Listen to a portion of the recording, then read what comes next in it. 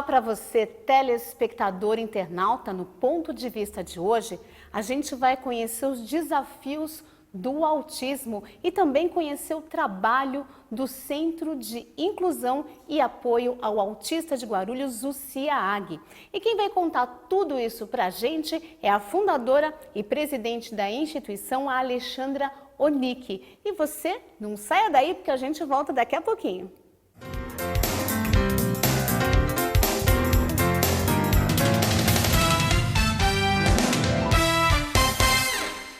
Eu estou na TV Câmara Guarulhos. Eu estou na TV Câmara de Guarulhos. Eu estou na TV Câmara Guarulhos. Eu estou na TV Câmara de Guarulhos. TV Câmara Guarulhos, o canal da cidadania.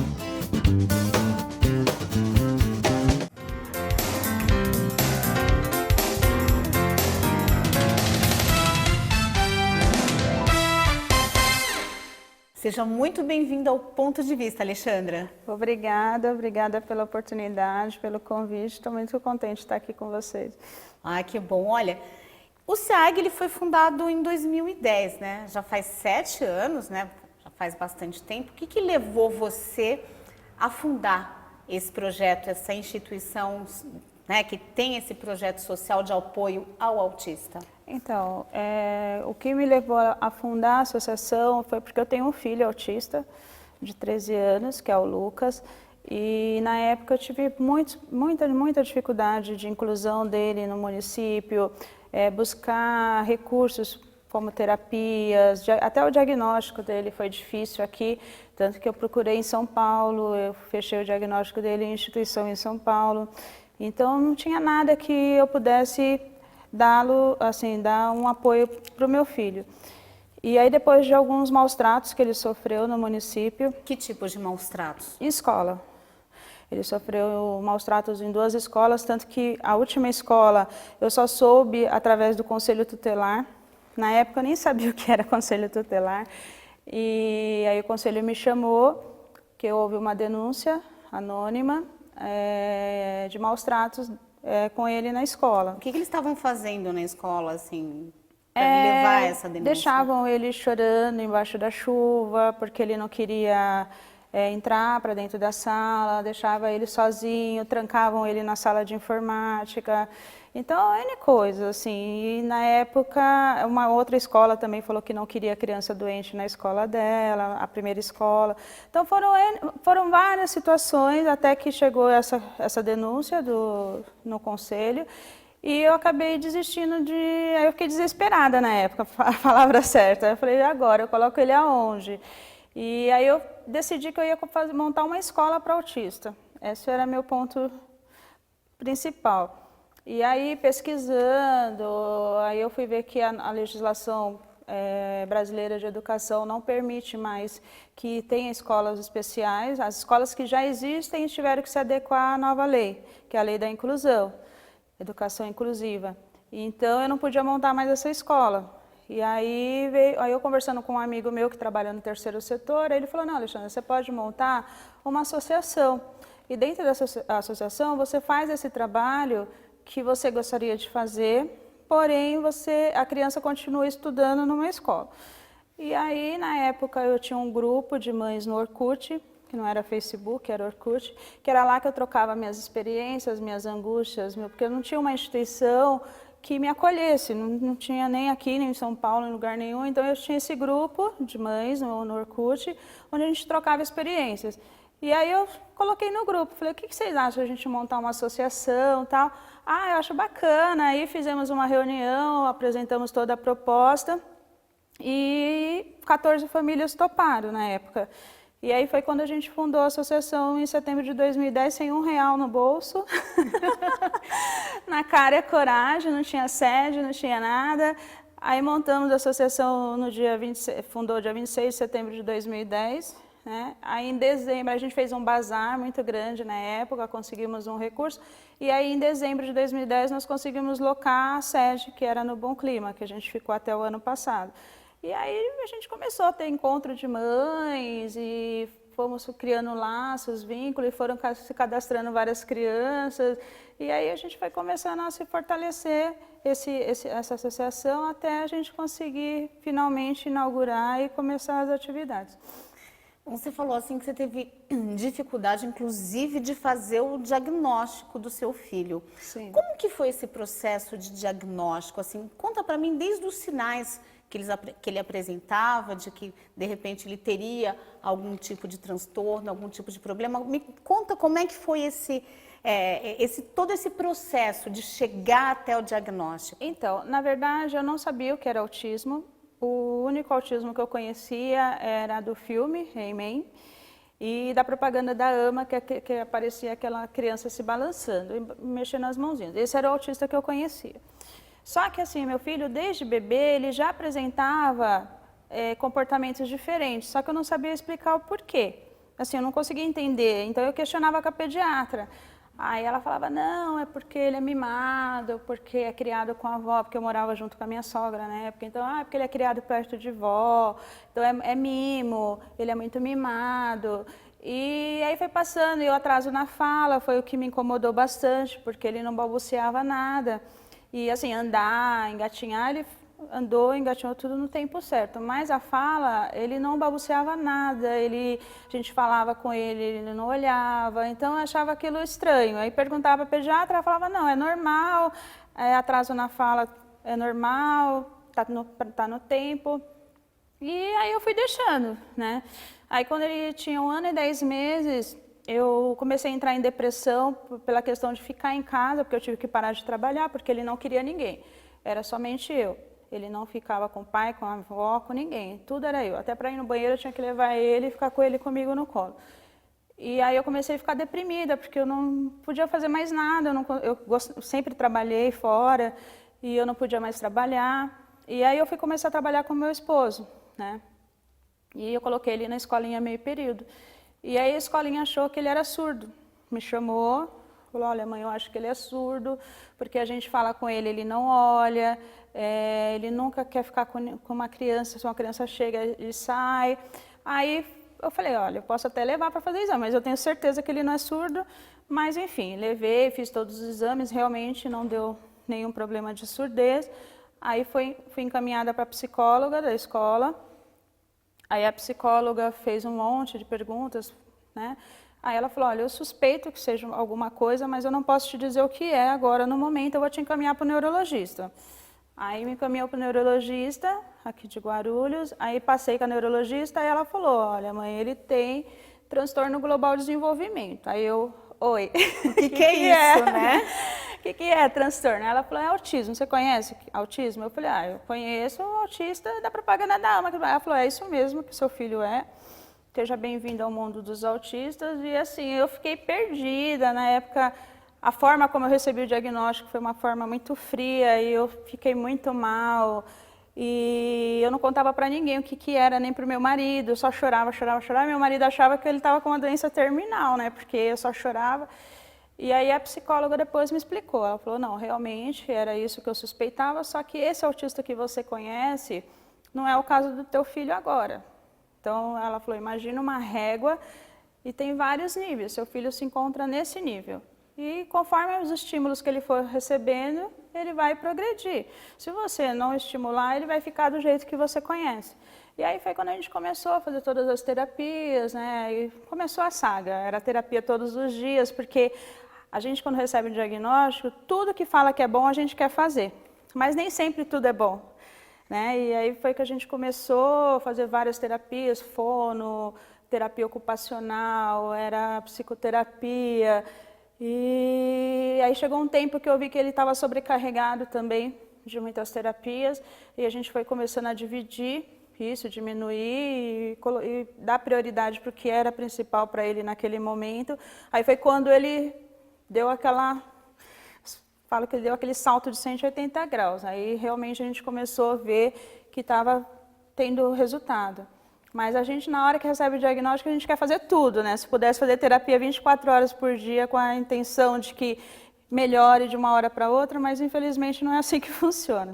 Com a experiência que você tem, né, que você falou de alguns dos sinais, né, de que uma criança pode ter autismo, que você falou que foi essa demora, essa dificuldade de falar, esse isolamento, né, que ele queria só ficar com você. Quando você pensa naquela mãe, né, que está observando que tem alguns sinais diferentes na criança, qual que é a primeira providência que ela deve tomar? Que tipo de profissional ela deve procurar nesse primeiro momento? Então, infelizmente, nós mães, quando a gente vê alguma coisa diferente nos nossos filhos, a primeira pessoa que a gente procura é um pediatra. Só que, infelizmente, nem todos os pediatras estão atualizados o suficiente para fechar um diagnóstico de autismo, né, ou encaminhar para um especialista. Então, eu vejo assim, quando tem famílias que nos procuram, que têm dúvida, que hoje tem o CIAG, é uma referência. Então, muitas pessoas nos procuram, olha, eu vi no folhetinho lá que vocês distribuíram na Semana do Autismo, as características, e eu acho que minha criança tem essas características, o que eu faço? Então, a gente sempre orienta. O primeiro passo é procurar um neurologista infantil ou um psiquiatra infantil. O psiquiatra, a mãe sempre tem o receio de procurar, porque acha que psiquiatra é só para pessoas que têm problemas mentais, né? Então, para não assustar, a gente sempre encaminha para um neurologista infantil. Mas o certo ou é um neurologista infantil ou um psiquiatra infantil. São os dois profissionais que estão aptos a fechar o diagnóstico de autismo. E eu, claro, retomei alguns dos sinais que você falou. Além desses sinais iniciais, quais são os outros sintomas do autismo que uma mãe tem que ficar atenta na criança? Então, o autista, ele tem dificuldade de interação, que é um dos principais sintomas, que é a dificuldade de interagir com o outro. Aquela criança que, por exemplo, está na escolinha, ela está sempre sozinha. A criança chega para brincar, ela sai. Ou se ela tem um grupo, ela nunca está junto, a professora quer colocar, ela não quer ficar. Então, é uma característica. A falta de contato visual. Olhar olho no olho. O bebê, uma criança autista, ela não olha nos olhos. Ela olha para qualquer coisa, menos para o seu olho. Isso é uma característica que você já consegue observar de bebê. Porque o bebê, quando você está amamentando, meu filho já começou que ele não quis mamar, ele mamou só 15 dias. Mas é uma característica muito comum do bebê autista, ou ele não mama, porque tem esse contato físico, ou quando ele mama, ele não tem esse contato visual, porque todo bebê, quando você está dando de mamar, ele olha, ele dá uma risadinha, é aquele contato que ele tem, aquele momento mãe e filho. O bebê autista, ele não tem esse olhar, ele está sempre com o olhar distante. Prefere o isolamento, então prefere sempre estar sozinho. Atraso na fala, apesar que o atraso na fala não é comum em todo caso de autismo, porque, por exemplo, um autista de alto funcionamento, um autista de grau leve, ele não afeta a fala, mas afeta o comportamento. Então, o atraso na fala nem sempre significa que a criança é autista, mas já é um sintoma comum. Andar na ponta dos pés é um sintoma comum de autismo pela disfunção sensorial. Agir como se fosse surdo, que acho que é um dos pontos que a maioria das famílias vai buscar o diagnóstico, achando que é surdez, mas na verdade é que ele age como se fosse surdo. E risos e choros inapropriados também é uma característica muito comum. Acesso de raiva por motivos não aparentes. Então, aquela criança que se joga no supermercado, e aí o pessoal acha que é birra, e na verdade não é uma característica também. Então, esses são os mais, assim, principais. Tem outros, mas esses, assim, são mais comuns em todos os graus de autismo. E qual que é a origem do autismo? O que causa o autismo? Cientificamente não tem nada comprovado, né? Assim, existem várias teses, tem cientistas que acreditam que seja genético, outros acham que é excesso de mercúrio no organismo, outros acham que é excesso de agrotóxicos. Existem várias teorias, mas nada concretamente assim confirmado, né? Inclusive tem um cientista brasileiro nos Estados Unidos, que é o Dr. Alisson Motre, que ele pesquisa porque ele acredita que seja a questão da sinapse que não passa corretamente devido às ramificações cerebrais não ser completas, né? Ele é o que está chegando mais próximo assim ele diz que ele não procura a cura do autismo, mas ele quer tentar pelo menos desenvolver alguma medicação que melhore o comportamento, a qualidade de vida, porque hoje não tem, né, nada assim, é só terapias mesmo, não existe exame que detecte autismo.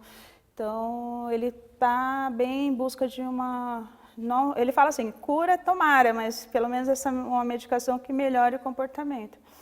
E tem também o autismo, ele é representado pela cor azul e tem também o quebra-cabeças. Por que esses dois, a cor azul e o símbolo de quebra-cabeças? O quebra-cabeça, ele simboliza a complexidade da questão, né?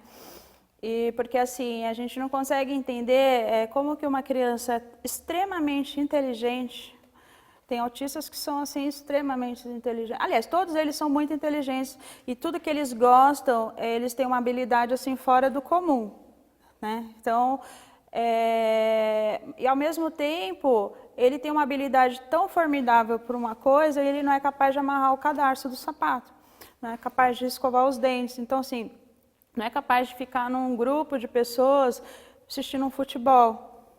Então, assim, são coisas que não se encaixam. Então, o quebra-cabeça ele veio para simbolizar realmente a complexidade. E o azul é a cor que simboliza o autismo devido à incidência ser mais em meninos do que em meninas. Então, para cada 4 meninos autistas, uma menina autista. Então, assim, para ter uma ideia, no CIAG, por exemplo, nós temos 48 crianças.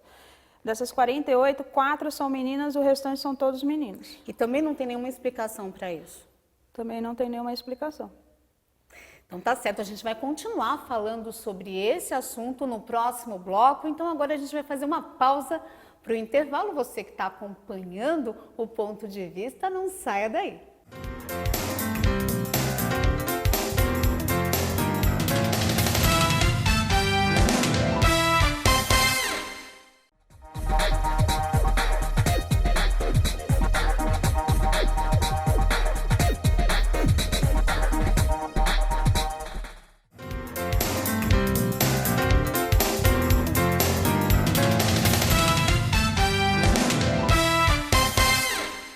De volta com o Ponto de Vista, eu entrevisto a fundadora e presidente do Centro de Inclusão e Apoio ao Autista de Guarulhos, Alexandra Onick. Alexandra, a gente está falando aí sobre o autismo, tentando explicar para as pessoas, né, o que é o autismo, e você falou assim que tem diversos graus. Quais são os principais graus de autismo? Então, com o novo DSM, o autismo ele agora está enquadrado como autismo de grau leve, moderado e severo. Antigamente a gente conhecia como síndrome de Asperger, que seria o autismo de grau leve, que a gente considera também como, usa o nome como autista de alto funcionamento. O autismo clássico hoje a gente fala é o autismo moderado. E o autismo severo, que normalmente ele vem de grau severo, é aquele autista que ele tem uma comorbidade. Então, ele é autista e tem deficiência intelectual. Porque muita gente acha que o autista é deficiente intelectual. O autista não é deficiente intelectual. Ele pode ter a deficiência intelectual como uma comorbidade. Pode ser autista e ter síndrome de Down. Ele pode ser autista e ter uma paralisia cerebral. Então, isso faz com que o autismo se torne mais severo. Ou aqueles adultos, por exemplo, que não tiveram um acompanhamento na infância adequado, aí eles se tornam um autista severo, que é aqueles que se mutilam, bate a cabeça na parede.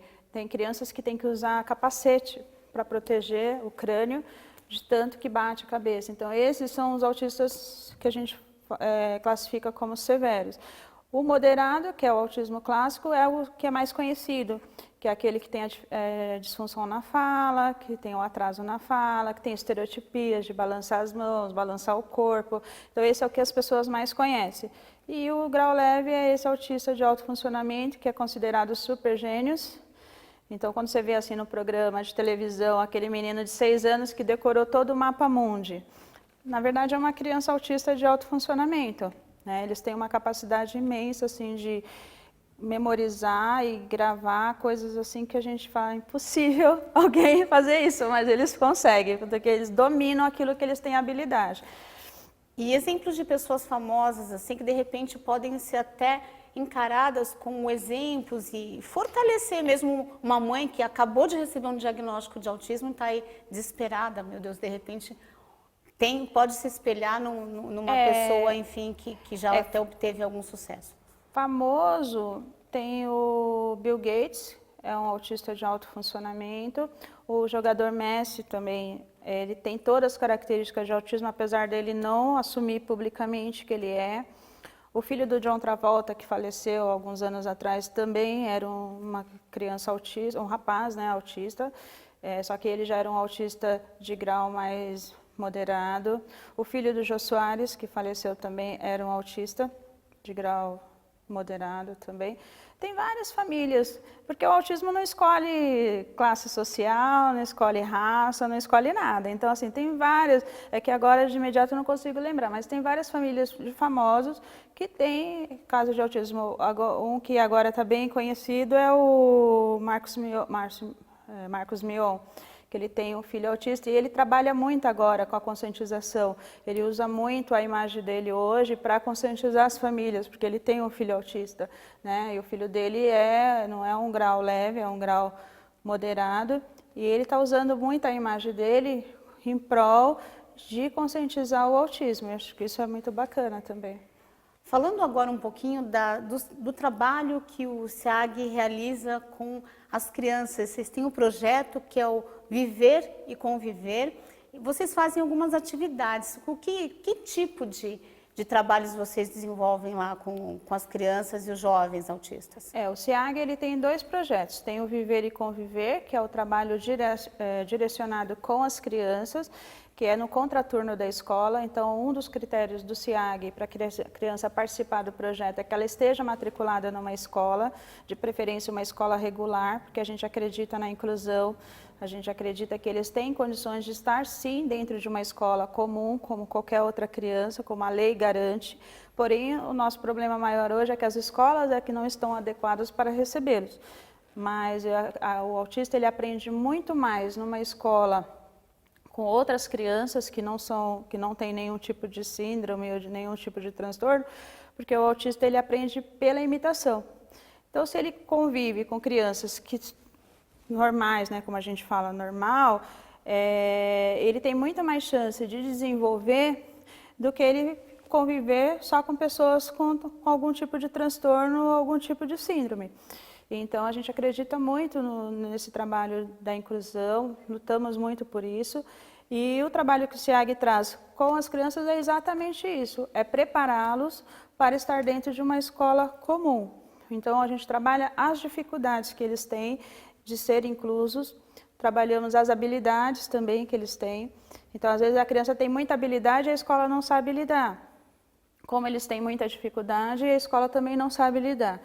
Então, nesse trabalho que nós desenvolvemos, nós temos a oficina de apoio pedagógico, temos atividade de vida diária, que é para trabalhar a questão da independência pessoal, então higiene, alimentação, para aprender a comer sozinho, amarrar sapato, trocar roupa, eles não têm essa habilidade.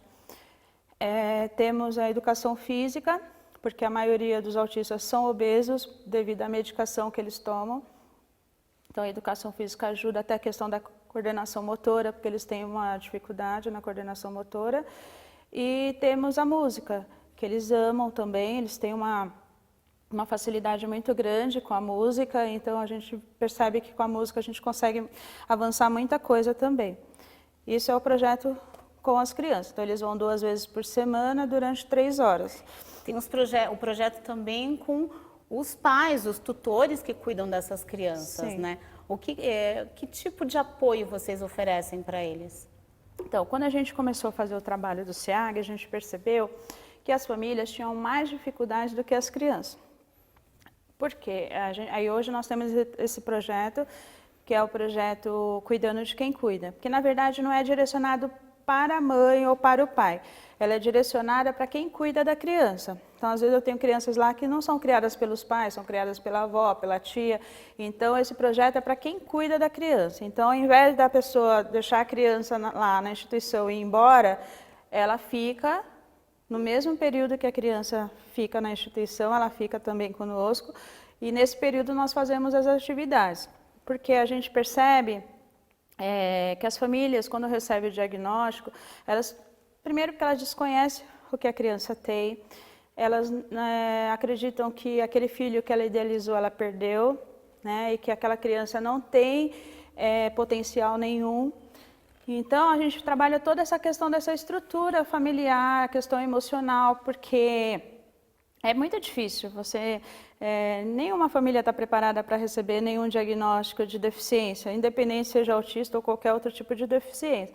Então, isso causa um luto, né, de você perder aquele filho que você idealizou e, de repente, você se deparar com uma criança que você vai ter que lapidar. Então, é um processo difícil e a gente entende que sem o trabalho da família, o nosso trabalho também não rende, porque a gente acredita que a família é a estrutura, ela é a base de tudo. Então, a gente faz esse trabalho em conjunto com a família e a gente percebe que o avanço é muito maior. Então, para esse projeto, nós temos o atendimento psicossocial, que é com assistente social, com a psicóloga e a psicopedagoga. Então, elas trazem temas relacionados, então, cada semana é com um profissional. E temos as oficinas, que as oficinas, a gente procura sempre levar a oficina de geração de renda, porque a maioria das famílias, das mães, vamos falar mães porque é a maioria que para de trabalhar realmente para cuidar da criança, né? Então, ela acaba ficando 100% dependente do marido, ou quando o marido não vai embora e ela que acaba assumindo 100% tudo. E ela acaba não podendo trabalhar, a despesa aumenta e acaba passando até dificuldade financeira. Então, a gente procura trazer nessas oficinas algo que elas aprendam e que elas possam produzir em casa sem precisar sair de casa. Por exemplo? Oficina de ovo de Páscoa. Então, foi uma oficina que a gente descobriu várias mães lá que tinham um potencial muito grande para trabalhar com chocolate e que hoje trabalham com chocolate. Artesanato. Tem várias mães, a gente teve uma oficina de chinelos. Várias mães hoje trabalham confeccionando chinelos, com pedrarias. Então, a gente procura fazer esse estilo, né? Coisa que elas possam fazer em casa, sem precisar sair e vender. Tem a oficina de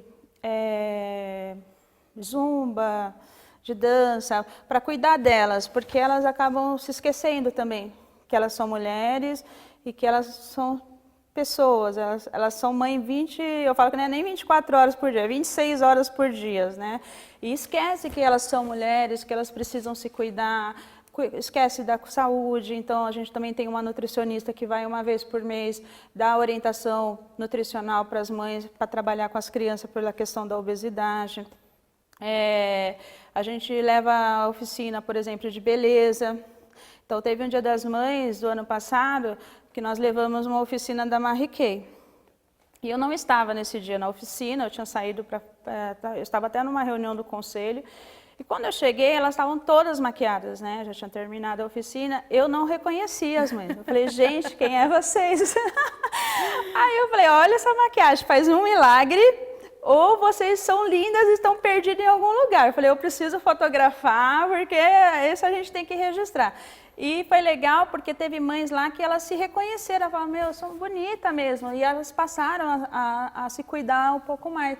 Então, às vezes, falta esse incentivo para que elas percebam que elas se cuidando, tirar um dia para sair com o esposo, não vai deixar de ser mãe, não vai deixar nem um pouquinho de ser mãe, mas elas esquecem, e muitas vezes o marido acaba se separando porque se sente desprezado também, né? Então, a gente procura trabalhar isso, que elas consigam se dividir, que elas consigam ser mãe e, ao mesmo tempo, ser mulher também e ser esposa.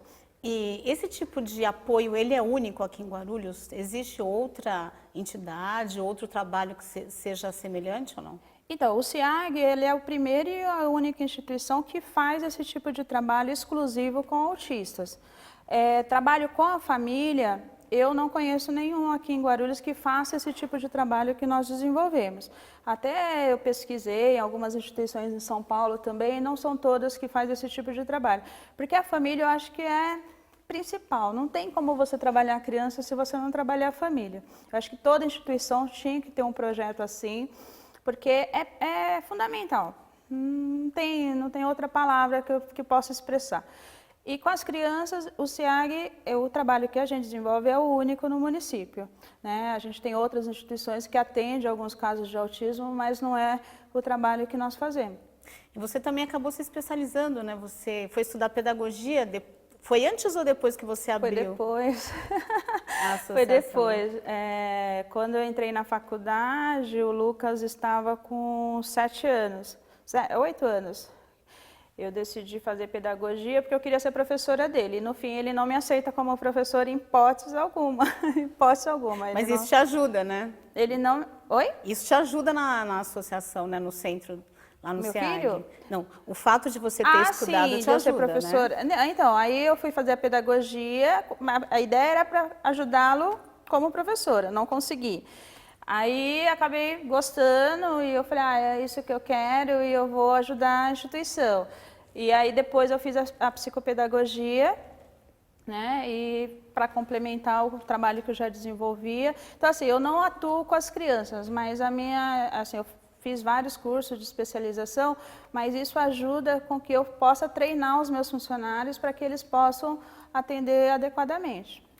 E hoje, como que o SEAG se mantém? Então, o SEAG, desde a fundação até 2015, nós só atendíamos 15 crianças da fundação, que nós fundamos em 2010, porém a gente começou as atividades com as crianças em 2012. Então, de 2012 até 2015, nós tínhamos 15 crianças, que era o que a gente conseguia manter só com doações. E aí, no segundo semestre de 2015, nós conseguimos uma parceria com a prefeitura, através de um chamamento público que nós participamos, e conseguimos um conveniamento, que foi até 31 de dezembro de 2016. Aí, só que mesmo com o conveniamento, não supre todas as necessidades da instituição. Então, nós fazemos sempre eventos, bazar beneficentes, rifas, jantares, sempre em prol de arrecadar fundos para suprir a diferença que falta para manter a instituição. Só que esse ano a gente ainda não, a gente está passando por uma situação bem difícil, justamente porque houve uma mudança de gestão, a prefeitura está praticamente falida, então a gente está tendo muita dificuldade. Por exemplo, desde janeiro nós não recebemos verba de um projeto, que é o Cuidando de Quem Cuida, a gente não recebe repasse desde janeiro, e o projeto das crianças a gente ainda não assinou o termo de fomento, então tudo indica que a partir de junho a gente volte às atividades 100%, mas agora a gente está trabalhando assim, de acordo com o que dá, né? Mas assim, a gente, hoje nós 100% de doação. Então, as pessoas também que quiserem ajudar o projeto, como que elas podem fazer? O que que elas... Então, o SEAG, a gente tem uma campanha que chama a campanha Amigos do SEAG, em que a pessoa pode doar através de boleto bancário, ou depósito direto na conta, a gente emite um recibo para que ela possa bater no imposto de renda, se ela quiser. E temos esses eventos que nós fazemos beneficentes, né? Ou que alguém faz algum evento beneficente em prol da instituição. Esse mês, por exemplo, nós tivemos um vereador aqui da Câmara que fez um almoço beneficente em prol da instituição. Tivemos o Bazar da M. Martã, que também foi em prol da instituição. Então, sempre estamos fazendo esses eventos beneficentes em prol da instituição.